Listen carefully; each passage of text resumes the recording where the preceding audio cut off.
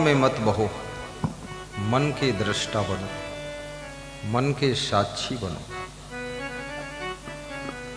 मन की चंचलता को वश में करो। ई मन चंचल ई मन चोर ई मन शुद्ध ठगहार, मन मन करते सुर नर मुनि जहड़े मन के लक्ष्य द्वार। जब विद्यार्थी का मन चंचल हो जाता है तो विद्यार्थी अपने पढ़ाई में फेल हो जाता है। जो विद्यार्थी अपने मन को एकाग्र कर लेता है, स्कूल में भी ध्यान लगाकर पढ़ता है और घर में भी ध्यान लगाकर पढ़ता है, वो विद्यार्थी विद्या अध्ययन में टॉप करता है। जिस साधु का मन साधना में नहीं लग रहा, स्वाध्याय में नहीं लग रहा, सेवा में नहीं लग रहा, पाठ पूजा में नहीं लग रहा है, उस साधु का साधु जीवन सफल नहीं होता है। थोड़े दिन बाद उसका साधु भेष उतर जाता है, फिर गृहस्थी करता है। इसलिए साधु को भी चाहिए अपने मन को संभाले। जिस भगत का मन बहुत चंचल है वो किसी न किसी दिन कंठी निकालकर खूंटी में टांग देगा, या बोलेगा तालाब में नहा रहे थे कहीं बह गए, क्योंकि चाहता था ये बह जाए, क्योंकि कंठी के उल्टा चल रहा था। कहीं चुपके से अंडा खा रहा है, कहीं चुपके चुपके दारू पी रहा है। अब कंठी पहन लिया है, लोगों ने ललकार कर पहना दिया है, गुरु ने भी ललकार दिया है, पहन तो लिया है। नियम पालन करने में मन चंचलता कर रहा है, और ये मन को वश में करने के लिए नियम बनाना चाहिए और नियम की प्रतिज्ञा लेना चाहिए। नियम ही आपके मन को संयम में रखने की शक्ति पैदा करता है। नियम आपका मजबूत होना चाहिए कि हमको भोजन कैसा लेना है, किस जगह जाना है कि नहीं जाना है, किस तरह से जिंदगी जीना है, ये सब नियम आपका ठीक होना चाहिए। इसलिए नियम और संयम का जोड़ा है। जिस वैज्ञानिक का मन वश में हो जाता है, मोबाइल की खोज करता है, टीवी की खोज करता है, वैज्ञानिक हवाई जहाज की खोज करता है, ये कोई साधारण बात नहीं। और जिस संत का मन वश में होता है वो महान पुरुष बनता है, उच्च कोटि का संत बनता है, परम शांति को प्राप्त करता है, और उसका जीवन तो धन्य होता ही है, दूसरों के जीवन को भी वो धन्य कर देता है। मन को वश में करना हर व्यक्ति के लिए चुनौती है। जिस नेता का मन कंट्रोल है वो राजनीति के शिखर तक पहुंचता है। कभी मन लोभ की ओर भागता है, कभी मन वासना की ओर भागता है, कभी मन चोरी की तरफ भागता है, कभी मन आलस्य की ओर भागता है, कभी मन विषय भोगों में भागता है, कभी मन क्रोध की ओर प्रभावित होता है। इस मन को संभाल लो। एक साधे सब सद है, एक मन को साध लो, फिर सब सध जाएगा, सब सफल हो जाएगा। राजनीति में रहने वाले नेता मुख्यमंत्री बन गए और मन चंचल हुआ, लोभ आ गया, लालच में आ गए, घोटाला कर दिया, जेल पहुंच गए, मुख्यमंत्री का पद भी गया, सम्मान भी गया, धन भी गया, इज्जत भी गई, जीरो पर पहुंच गए, जेल की हवा खा रहे। बेशरम इतने हैं, जब जेल से निकल आते तो फिर भाषण करते हैं और फिर उसमें डालते हैं, टीवी में दिखाते हैं, मोबाइल में।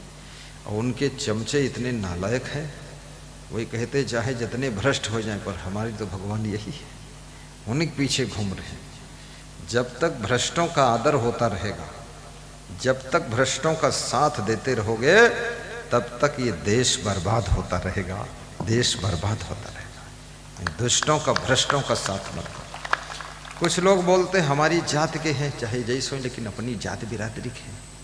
तुम्हारी जाति के कुत्ता को कुत्ता ही काट कर मार कर खत्म कर देता है, और कुत्ता कुत्ता एक ही जाति के रहे। और ज्यादातर कुत्ता कुत्ते के काटे से मरत है, और तुम जात देखो मत। तुमरिन जात वाले तुमका घोंट की चटनी बनाए हैं, तुम जात कहाँ से ढूंढ के लाए फालतू।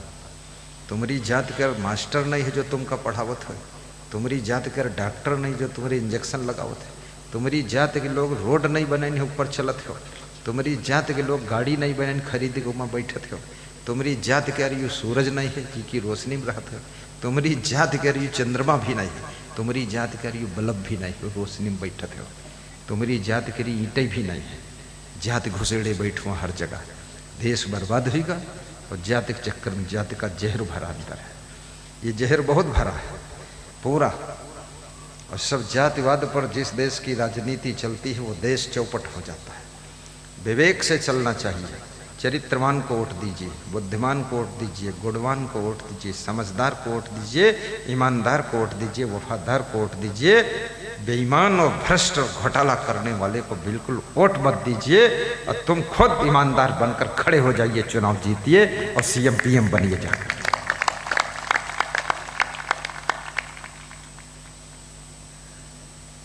ये सावधानियां बरतो। और ये भी बताऊंगा आपसे, कबीर साहब ने कहा है कि मानुष तेरा गुण बड़ा, हे मनुष्य तेरे गुण बड़े हैं, गुणों का आदर है। अभी आप देखिए मेरे सामने ये माइक रखा है, लोहा ही तो है अंकित बाबू, लोहा है, लेकिन इसमें गुण है, मेरी आवाज को 2 किलोमीटर दूर पहुंचा रहा है, इसलिए इसको बैठने का यहाँ स्थान मिला है। अगर ये अभी न चले तो उतारा जाएगा, थोड़ी देर ये नहीं चलेगा, तुरंत हटाया गया था।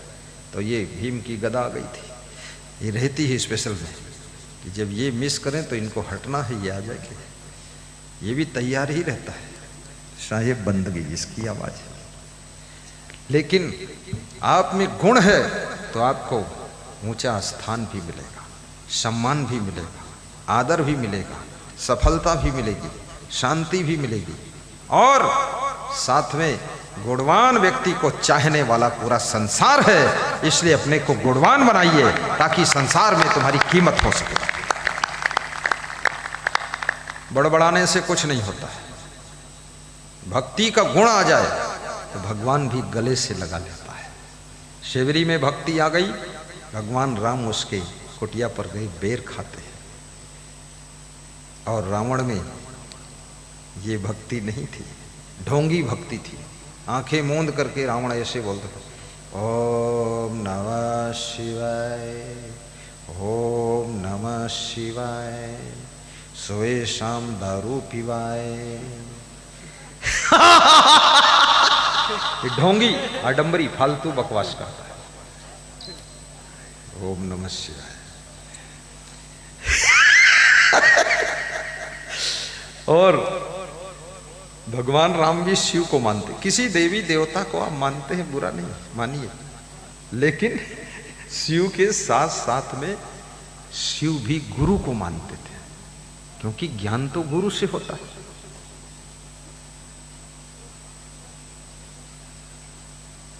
ब्रह्मा विष्णु महेश से जो अधकी होई जाए, गुरु बिनु भवनिधि ना तरय कहत निगम असगाय। गुरु बिनु भवनिधि तरय न कोई, जो बिरंच शंकर सम हो। ये रामायण की चौपाई है। गुरु बिनु भवनिधि तरय न कोई, जो बिरंच शंकर सम होई। गुरु बनाइए। कितने लोग गुरु ढूंढते हैं अपनी जाति, अपनी जाति में शादी ढूंढी जाते हैं और तुम गुरु ढूंढते हो, और जाति मिली बैल तो वही गुरु बनी हो। तुम कहाँ तुम घुसेड़ रखे हो बवाल सब। गुरु गुणवान होना चाहिए, गुरु ज्ञानवान वैराग्यवान ब्रह्मचारी होना चाहिए, और गुरु आत्मनिष्ठ होना चाहिए, ऐसा गुरु होना चाहिए। दत्तात्रेय ने 24 गुरु किया था। दत्तात्रेय 24 गुरु कीन्हा, सकल जहान उन्हीं को चीन्हा। 24 गुरु। राम ने 2 गुरु बनाया, वशिष्ठ को और विश्वामित्र को। बचपन के गुरु वशिष्ठ, फिर विश्वामित्र को बनाया सदगुरु। कितने लोग ऐसे हैं यहाँ जो गुरु बना चुके हैं, चाहे जिसको बनाया हो।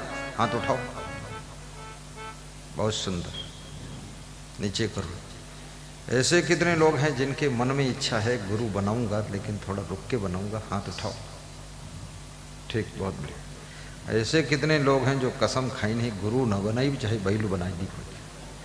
हाथ उठाओ, एक को नहीं ऐसे।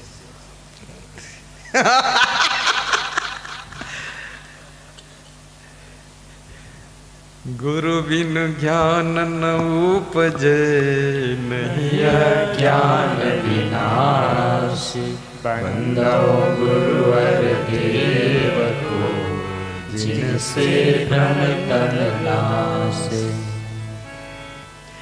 गुरु की कृपा अमर पद पावे, अमर आए अमरे रही जावे। गुरु कृपा से अमर पद मिलता। विशाल देव की चौपाइया, विशाल देव महाकवि, महावैराग्यवान, महाज्ञानी, क्या बात करते। विशाल देव के मुकाबले का संत कबीर पंथ में उसकी टक्कर ढूंढना मुश्किल है। कबीर साहब से भी एक कदम आगे उनका ज्ञान और विवेक है।